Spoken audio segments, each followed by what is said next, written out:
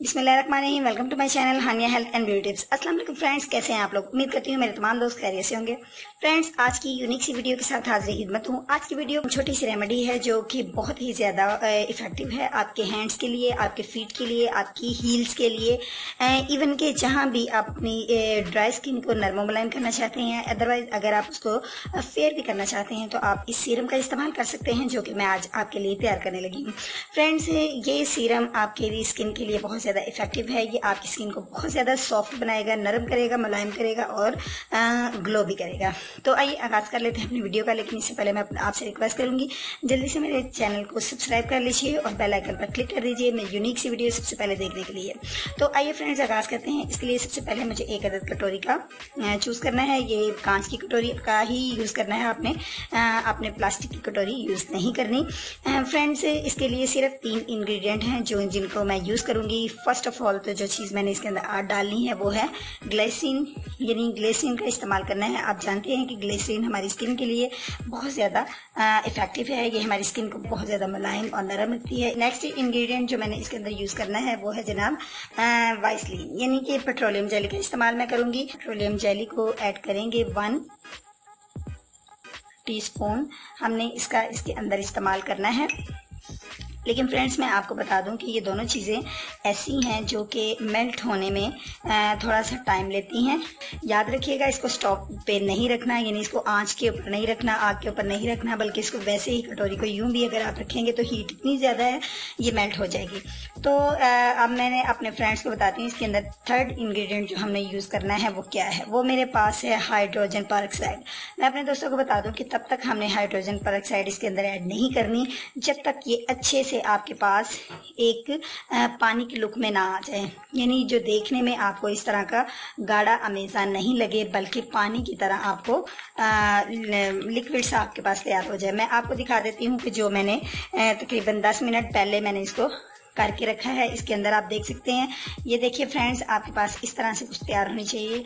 यानी इसमें वाइसलीन और पेट्रोलियम जेली यानी ग्लिसरीन, इन दोनों चीज़ों को मैंने अच्छे से मिक्स कर लिया है। ये देखिए मेल्ट हो चुकी है।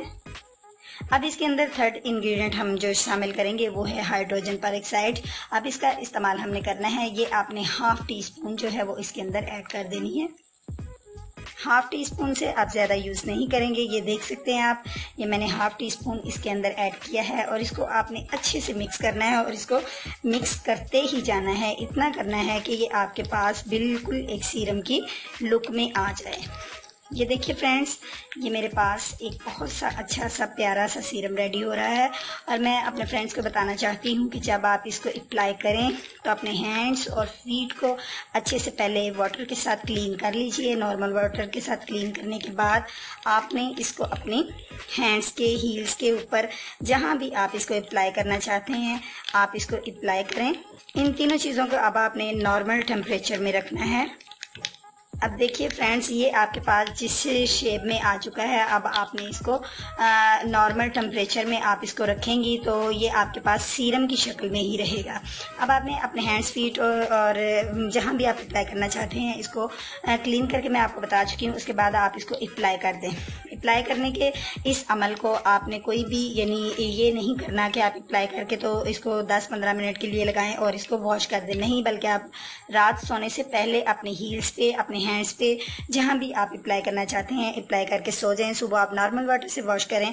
तो फ्रेंड्स, अगर आप डेली इस सीरम का इस्तेमाल करें तो आप देखिएगा आपकी ड्राई स्किन भी सॉफ्ट हो जाएगी और दूसरा आपकी स्किन फेयर और ग्लो होगी और ये आपके लिए बहुत ज्यादा इफेक्टिव है।